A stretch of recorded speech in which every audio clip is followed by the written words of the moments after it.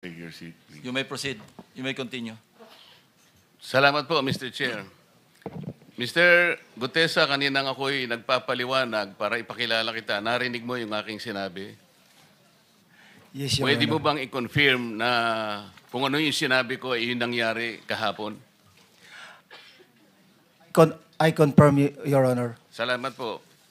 At ngayon po ay hawak ko nga ang inyong sinumpaang salaysay na nung draft ito ay binasa ko. Ganun din nga po at wala namang pagbabago. At gusto ko lamang pong sabihin ninyo na mayroong pirma sa ibabaw ng pangalang Orly Regala Gutesa. Kayo po ba ang nagpirma nito? I confirm, Your Honor. At gaya po ng sinabi nyo sa akin kahapon, voluntaryo ninyong ginawa ito at wala namang namilit sa inyo. At katotohanan yan, ako nga po ay ininyayahan nyo para makita ko yung inyong salaysay. Yes, Your Honor. Ito po ay pinanotaryo ninyo. Nakikita ko rin po. Totoo po ba itong notaryong ito? Totoo po, Your Honor. Okay. Ngayon, kayo na po ang magbasa para sa ganun ay marinig po ng buong kapulungan. Pwede po niyong basahin ang inyong salaysay. Maraming salamat, Your Honor. Mr. Chair, can he proceed? He may proceed.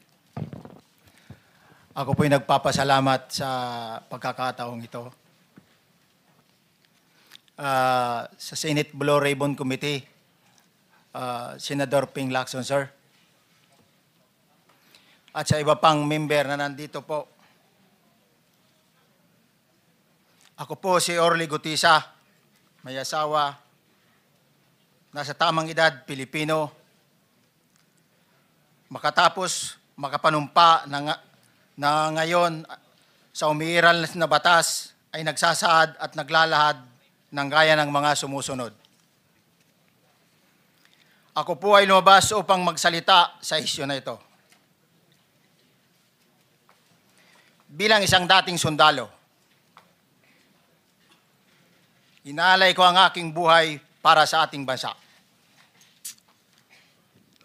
Sa pagkakataong ito, nagdesisyon akong magsalita at maglabas dahil ayokong maging masama ang kinabukasan ng aking mga anak, apo ko sa darating na panahon. Ayoko pong naririnig ko at napapanood ko sa pagdinig ng Blue Ribbon Committee. At ngayon ko po napagdugtong-dugtong yung naging partisipasyon ko po sa anomalya at korupsyon na ginawa at lumalabas sa hearing na ito.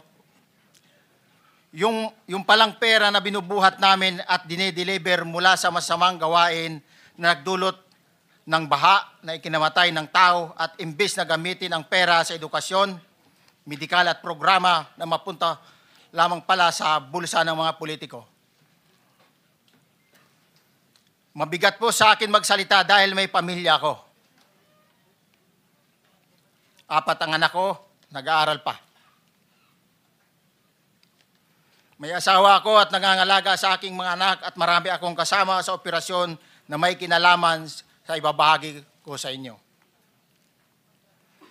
Nagtatrabaho lang po kami ng mga kasama kong sundalo sa Philippine Marines. Huwag sana isipin na aking mga kasama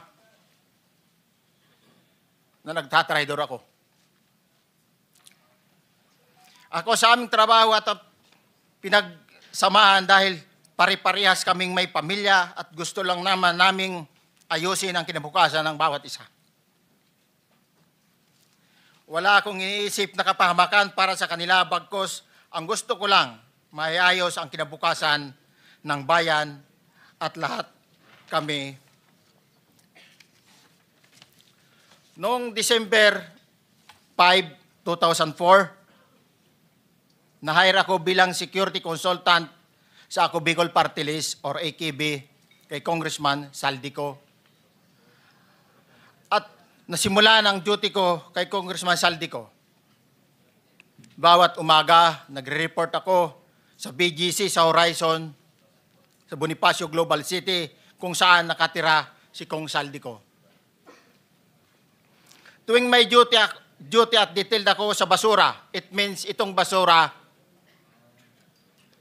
ito yung box ng pera na pinag-uusapan natin sa kasalukuyan. Mr. Gutesa, mag-stick ka lang sa binabasa mo. Huwag ka nang nag-a-adlib. Ay, Kung ano yung nandito, basahin mo lang. Yes, Your Honor. Tuwing may duty detail ako sa basura, pumupunta kami sa 28 Ladybug Corner, Dragonfly, Valle Verde 6, Pasig City. Tagabuhat lang ako ng malita ng basura.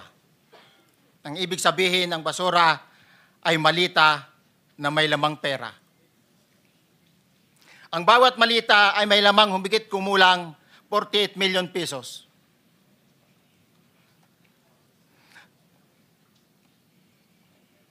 Ang bawat malita ay may post-it na nakadikit na nakasaad kung magkano ang laman ng bawat malita. Tuwing may duty detail sa basura, may pumupunta na tao na magdi-deliver ng basura at nire-receive ni John Paul Estrada at Mark Tiksay. Ang mga executive assistant ni Congressman Saldico at sila ang mga detailed sa mga ganyang activities. Ang mga nangyayari kapag duty kami sa basura, kalimitang dinadala sa bahay ni Congressman Saldico sa Valle Verde 6 at tinatanggap naman ni Mark at ni Paul. Pagkatapos naming may baba ang nasabing basura, ipinapasok sa bahay ni Congressman Saldico sa Valle Verde 6 at binibilang ni Mark at ni Paul. Alam ko na ang laman ng malita ay pera sapagkat nakita ko si Paul na binuksan ang malita at inilabas ang laman para bilangin. Ang isang ehemplo na nagdala ng pera ay si Congressman Eric Yap ng AXIS Party List. 46 na malita ang dala niya sa bahay ni Congressman Saldico sa Valle Verde 6. Pagkatapos mabilang, isinakay namin sa mga sakyan patungo sa Horizon Residence sa Taguig. At dumiretso kami sa basement upang may baba ang nasabing basura. Bago ibaba ang nasabing basura, ito, Merong napuputol sa binabasa mo eh. Huwag kang magmadali. Huwag kang magmadali. naputol na, Ulitin mo yung paragraph 20. wala na akong, hindi ko makita na putol na siya.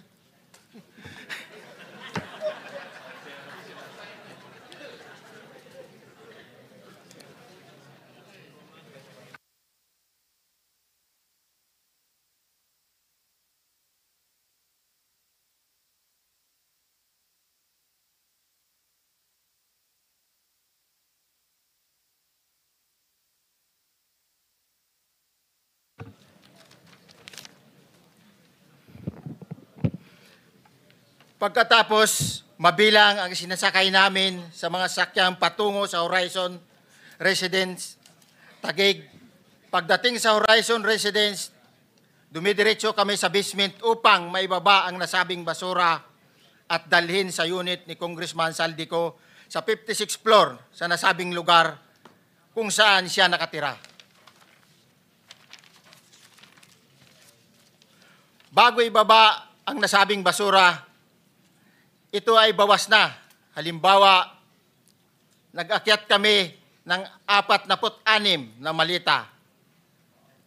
Ibababa lamang namin ay 35 malita para i-deliver sa bahay ni House Speaker Martin Romualdez sa 42 McKinley Street, Taguig. Ang labing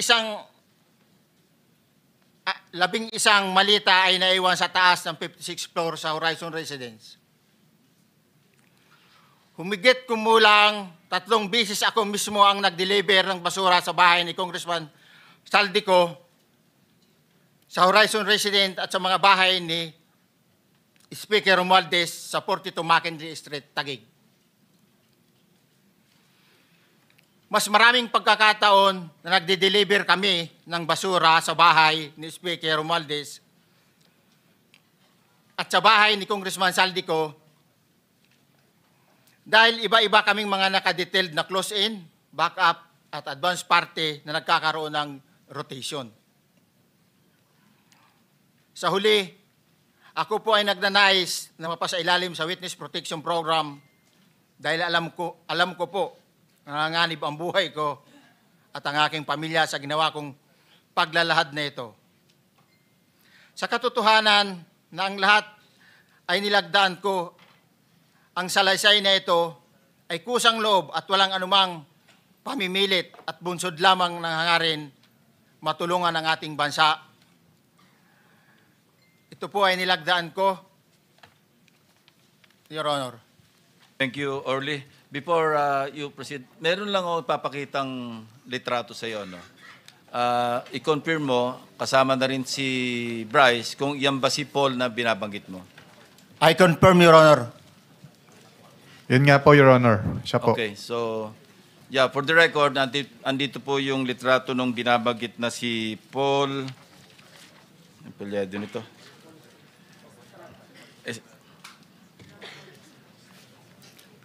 John Paul Estrada, hindi ba? Yes, Your Honor. Oh, sige. Thank you very much. You may continue, Senator Marcoleta. Thank you, Mr. Chair. Mr. Gutesa, dito sa iyong paglalahad ay gumawa ka ng isang paghalimbawa. Inihalimbawa mo si Congressman Eric Yap, ngunit isang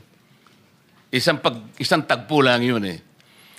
Ikaw ay na-hire ni Representative Saldico, sabi mo rito, ay December 5, 2024 pa. Yes, Your Honor. Sa pagkakaalam mo, mga ilang beses kayong gumagawa ng bagay na ito. Ibig sabihin, yung pagdi-deliver ng pera, sa natatandaan mo, gaano kadalas ang pagdi-deliver? Kasi ang ginawa mo kanina ay isang example lang.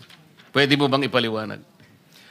Your Honor, minsan kasi pag-duty kami, na ang actual ko na delivers talaga sa bahay ni Congressman Romualdez is 3.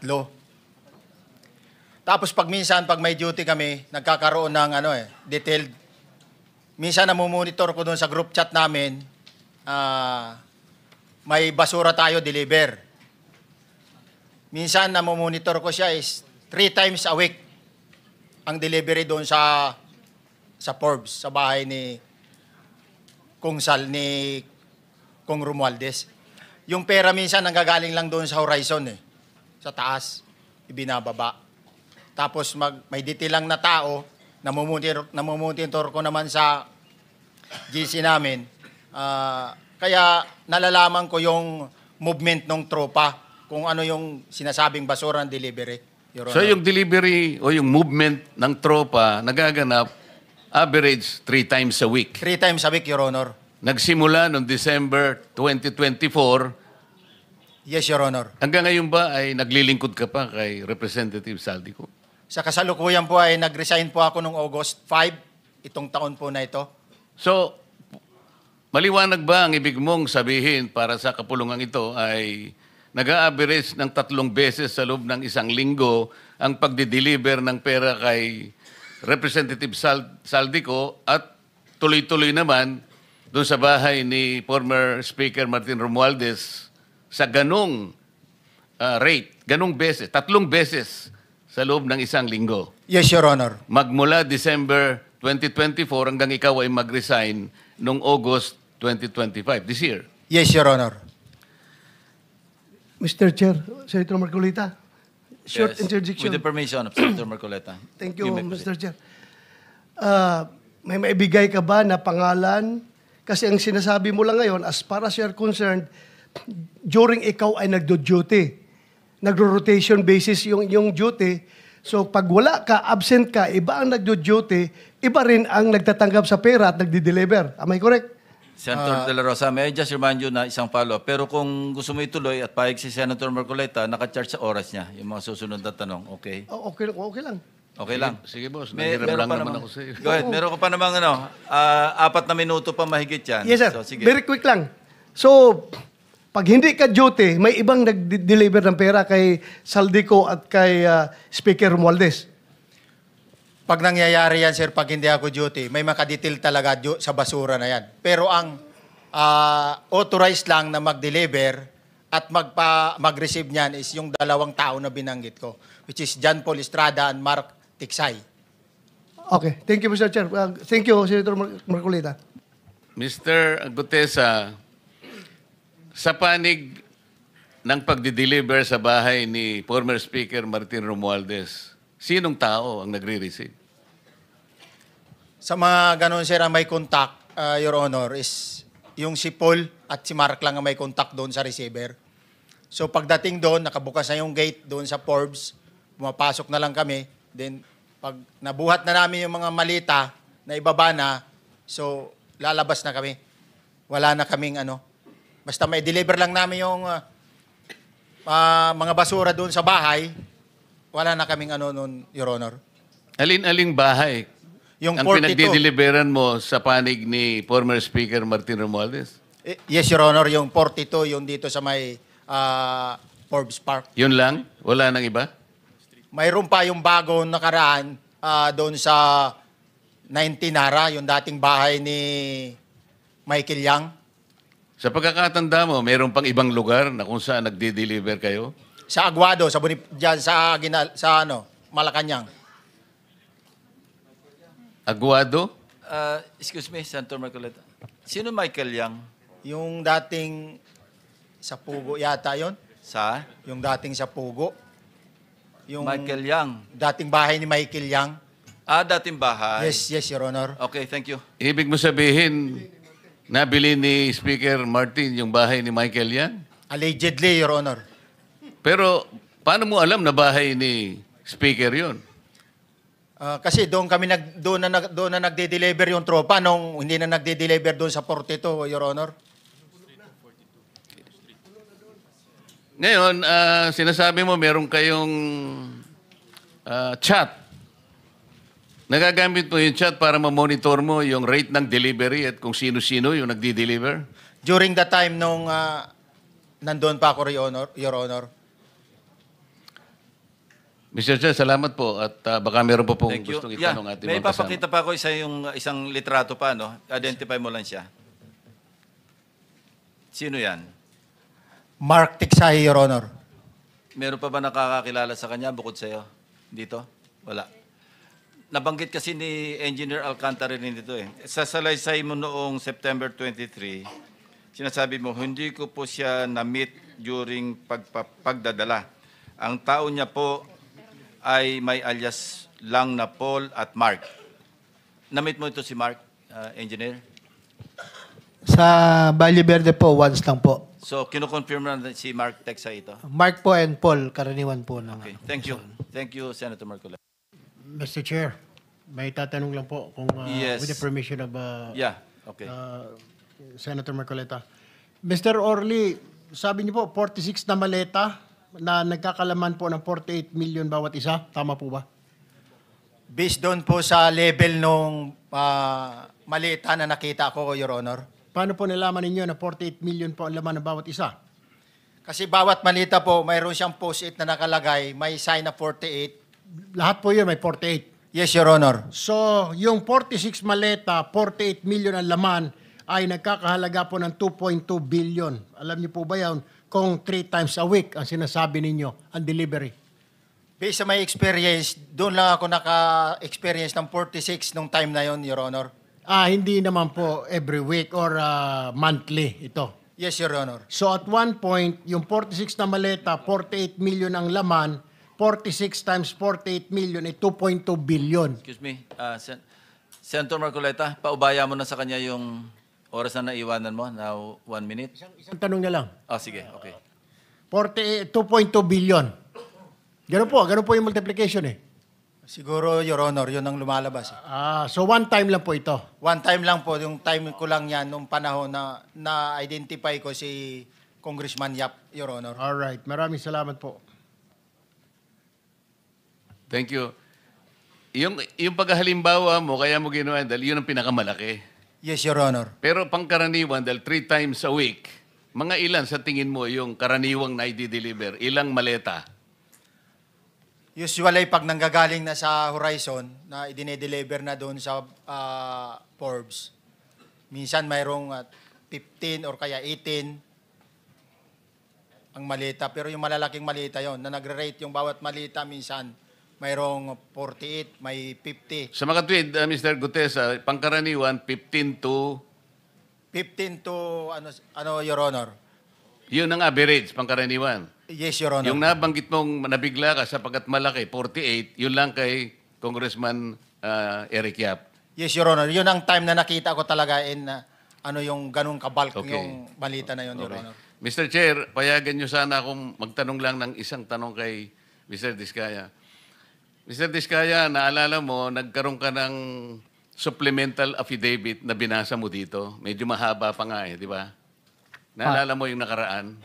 Ito yung supplemental affidavit mo. Yes po, Your Na Honor. may petsang September 23, 2025. Ito yung nakaraang hearing natin. Yes po, Your Honor. Napansin ko kasi nung pinakinggan ko yung tiningnan ko sa ating transcript, parang hindi mo binasa yung paragraph 30 na kung saan binabanggit dito yung DPWH Region 1. Chinek ko talaga kaninang umaga, nirecheck ko uli, hindi nasama sa binasa mo ito. Ano ito, nagkamali ka lang o Your Honor, talagang hindi ko po nabasa dahil masyado na pong mahaba yung ano ko. Yung binabasa ko po. hindi nga, sabihin mo na nagkamali ka lang, hindi mo sinasadya. Hindi po sinasadya. Pero dito po, wala rin po eh. Hindi nakasulat. Baka nakalimutan pong ilagay, kaya hindi ko po nabasa. Tsaka pinatigil po ako doon sa... Nakatigil... Ito, sorry. Nagkamali po ng page. Ito po, 30 po sa Region 1. Meron pala. Oo nga, nandito yung paragraph 30, DPWS Region 1. Yes po, Your Honor. Pero nung checking ko yung transcript, hindi mo binasa ito. Opo, yes po, Honor, kasi mahaba na po. Hindi, nabasa mo yung 31 hanggang 37 eh. Ito nalaktaban mo yung 30. Kaya lang ako nagtataka, kaya tinatanong kita, sinadya mo ba to o nagkamali ka lang? Hindi po, Your Honor, kasi napatigil na po ako noon nung... Hindi sa nga, dulo sagutin mo, po. nagkamali ka lang. Hindi po, Your Honor. Hindi po ako nagkamali. Ano nga? Sinadya mo? Hindi po, Your Honor. Bali, alam ko po parang pinatigil na po ako dito dahil masyado na po mahaba yung binabasa ko. Hindi, ganito. Pinatigil ka, nung pagpatuloy mo, nakaligtaan mo yung number 30. Hindi mahaba pa yan eh. Nalaktawan mo siguro. Yes po, Your Honor. Yeah. Para maliwanag lang. Oh, Hindi gusto ko lang sinadyang maliwanagan pinatig- kasi Yeah.